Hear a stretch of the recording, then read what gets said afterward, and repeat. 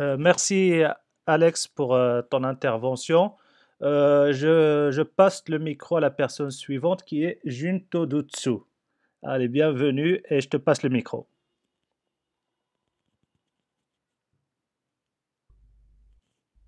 Merci. Est-ce qu'il y a du son, s'il vous plaît? Merci. Alors, salam, shalom, Azul. Je vous parle depuis ce dimanche 5, nous sommes le dimanche 5 mars 2017. Je dois dire que je parle avec quelques souffrances là parce que j'ai mal aux dents et je suis très seul aujourd'hui. Je suis un peu dans la solitude, donc je me tourne à Paltalk pour discuter avec des gens. Parce que les gens se parlent de moins en moins et se parlent de plus en plus par internet. Les gens ne veulent même plus se parler dans la réalité. Alors, les gens pratiquent leur religion à travers internet. C'est une réalité. C'est la réalité d'aujourd'hui. C'est-à-dire qu'ils n'ouvrent même plus des livres. La plupart des croyants, des nouveaux repentis dans la religion, étudient la religion avec internet, mais n'ouvrent même plus des livres. N'ouvrent même plus une Bible, un évangile, un Coran, un livre avec des commentaires, avec des explications. Tout ce qu'ils apprennent, c'est de la bouche des rabbins, des imams et des prêtres qui leur enseignent la religion de manière dogmatique. Oui, ces livres sont sur Internet, mais ils les achètent pas, Ami Nas. Ils les achètent pas. Et quand ils les achètent, ils ne savent pas comment les lire. Oui, mais ils ne les achètent pas, ils ne les lisent pas, ils ne lisent plus. Même quand ils achètent, les livres traînent sur la bibliothèque et trônent sur la bibliothèque et ils ne les lisent pas. Ne lisent pas, c'est à lire l'hébreu, les arabes, ils ne savent pas, ils ne savent plus, les gens ne savent plus. Donc ils regardent des cours en français, tout pré-mâché, où on dit des choses dogmatiques sur la religion, on nous dit c'est comme ça. En plus, on sort des trucs que même on sort des trucs que même les théologiens, les prêtres, les rabbins que de maintenant, c'est-à-dire les scientifiques de la religion, comment on appelle ça, les docteurs de la loi de maintenant, ne sortent même plus. Des trucs, ils nous sortent des trucs maintenant, ces prêtres, ces rabbins, ces imams. Moi, je suis pas contre la religion, je suis croyant en Dieu, je suis pratiquant. Mais quand je vois qu'il y a des rabbins, dans ma religion, je suis juif, qui me sortent des trucs de ma grand-mère, même pas que ma grand-mère elle racontait, des trucs d'il y a 2000 ans, des trucs que même le livre ne parle pas, des trucs qui n'ont rien à voir, n'ont rien à voir avec la religion, qui sont, qui sont mais des trucs, mais c'est même pas dans les sources quoi. C'est grave quoi, c'est grave. Donc voilà, les gens se parlent que par internet et ne se parlent plus dans la réalité et étudient la religion sur internet. C'est comme ça, c'est un fait. Donc il faut investir internet pour apporter un peu de lumière à cette humanité obscurcie qui parce que internet ça peut être aussi une obscurité quoi qu'on le veuille ou non hein, c'est ça peut être aussi une source de problème pour le cerveau hein, ça peut être une atteinte pour le cerveau donc d'ailleurs il faut pas rester trop longtemps devant un ordinateur parce que la plupart de ceux qui restent trop longtemps devant un ordinateur soit ils deviennent fous soit ils deviennent cons soit ils deviennent malades donc il faut faire très attention avec ça et donc moi je voudrais revenir avec sur certaines légendes. Alors les abrutis ne prennent plus la peine de lire, de s'instruire, ils préfèrent s'abrutir, laisser les plus abrutis qu'eux, les mener par le bout du nez. Exactement, exactement. C'est clair. Et donc, je voudrais revenir sur certaines légendes qu'il y a dans l'islam, parce que là c'est ex-musulman, mouvement humaniste, donc ça se prête bien avec ce que je voulais vous dire. Sur l'islam, vous en tant qu'ex-musulman, moi en tant que juif, il y a peut-être des chrétiens ici, et tous on a, je pense, une critique de l'islam assez acerbe, assez pointilleuse, assez aiguisée. Et, euh,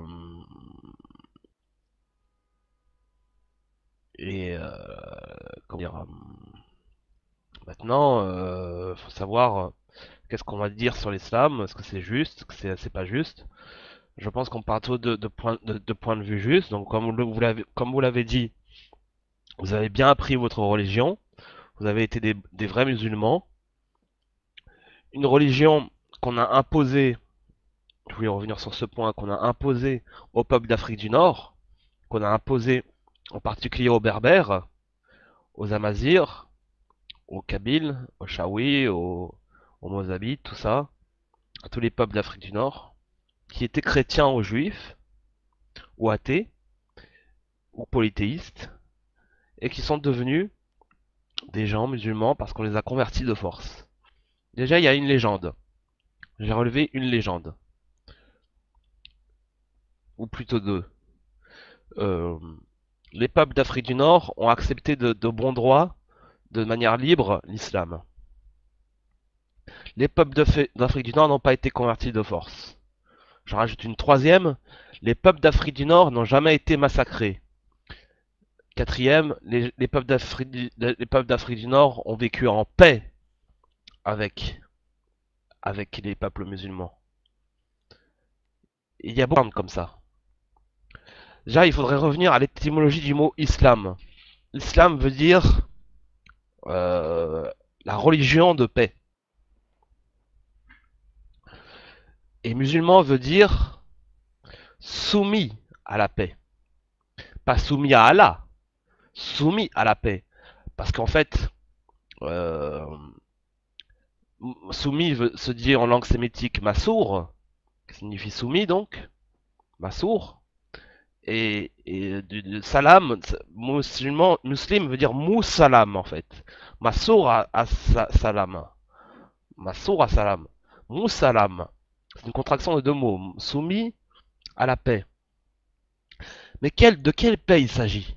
C'est la question que je vais poser. De quelle paix il s'agit? Parce qu'on peut être soumis à toutes sortes de paix. Après tout, on peut dire que la Russie communiste, avant la Seconde Guerre mondiale, quand il y a eu le traité de non-agression avec Hitler, à ce moment-là, la Russie était en paix. Il y avait une paix, non plus une paix relative, mais il y avait une paix. La Russie n'était en guerre avec personne. Bon, vous allez me dire, l'Allemagne nazie n'était pas en paix vu qu'elle attaquait, mais elle était quand même en paix en Allemagne. Et pourtant, ça n'empêchait pas de massacrer des gens. Donc l'islam,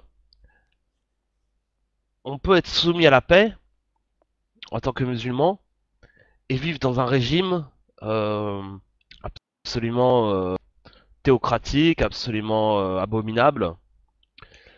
Et cette paix peut être imposée pour y arriver avec la guerre, avec la charia.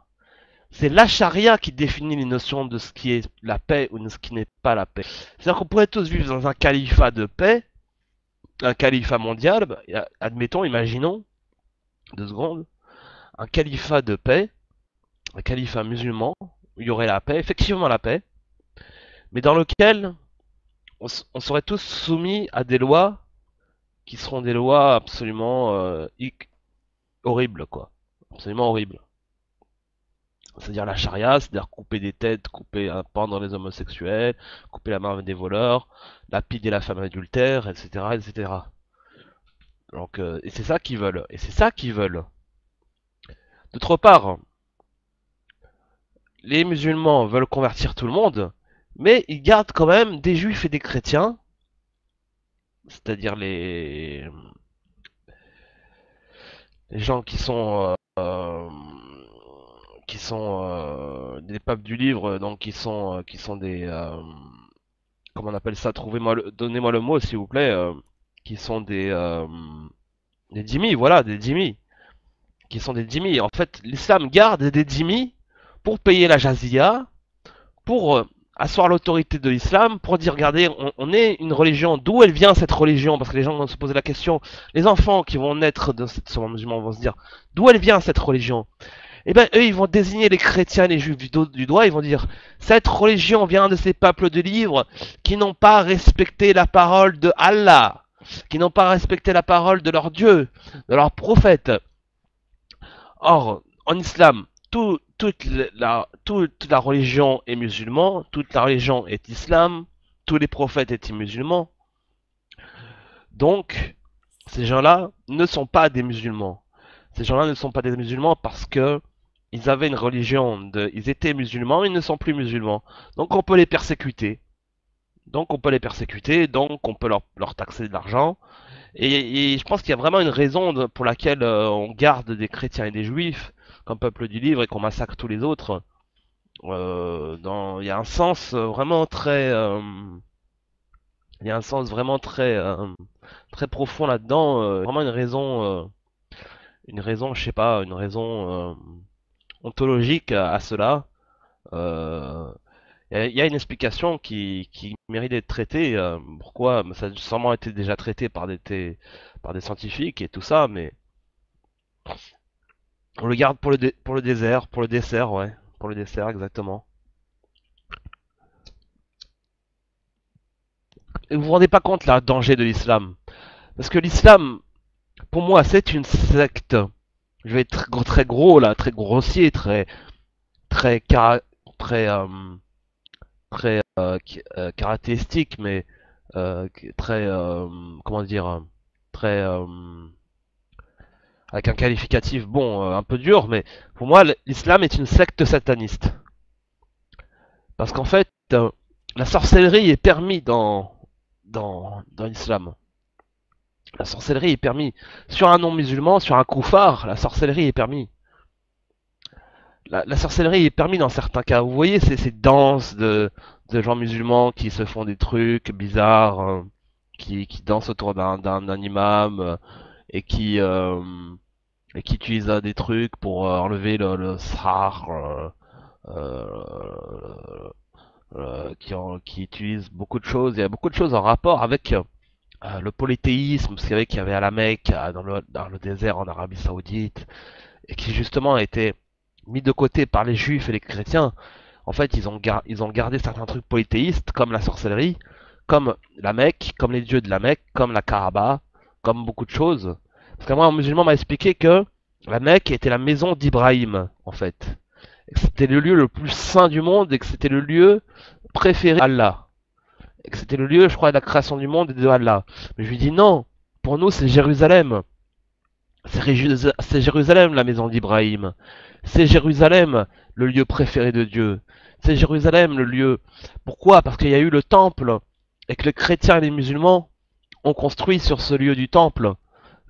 Pour plusieurs raisons, non seulement d'un point de vue religieux, parce qu'ils considéraient que ce lieu était un lieu religieux important, et forcément ils voulaient pomper les énergies appartenant à Israël pour se les accaparer, pour écraser l'ancienne religion et se servir de l'ancienne religion pour leur nouveauté, pour leur nouvelle religion, mais aussi d'un point de vue politique et d'un point de vue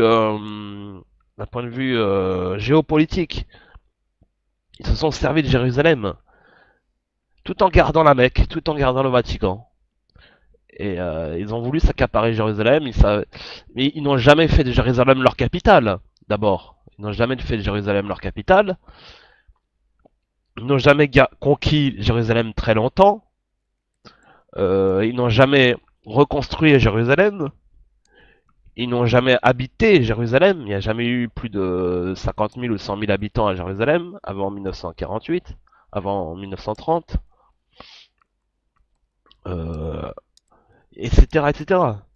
Donc la Mecque pour les musulmans est la maison d'Ibrahim et la pierre de la Kaaba n'est pas un rite de la déesse de la fertilité comme je l'ai annoncé. Parce que pour moi, la pierre de la Kaaba et la pierre noire est la pierre de la fertilité, de la déesse euh, Allah tout porte. Mais en tout cas, c'est... Cher ami, est-ce que tu pourrais synthétiser un peu pour passer le micro? Merci. D'accord. Mais là, pour l'instant, il n'y a personne qui demande le... Ah non, suivant, Aminidas. Ah ok, ok. Donc, je vais finir là-dessus. Donc je vais... Ça pour dire que en gros, donc, pour rappeler les éléments, les points clés, l'islam a été créé à 1400 ans par le prophète Mohammed, qui était juif et nazaréen, et qui était soi-disant illettré, mais en fait, était pas illettré, il était illettré en hébreu, et il ne savait pas lire l'hébreu, donc son oncle Varaka ibn Nawfal a écrit le Coran en arabe, en arabe, la Torah pardon en arabe, la Torah en arabe qu'il a transmis à la Mecque. De là, il est parti à Médine, pour enseigner la Torah qui n'a pas été acceptée à la Mecque. Et là, il a fait des tribus et les califes suivants ont écrit le Coran, dont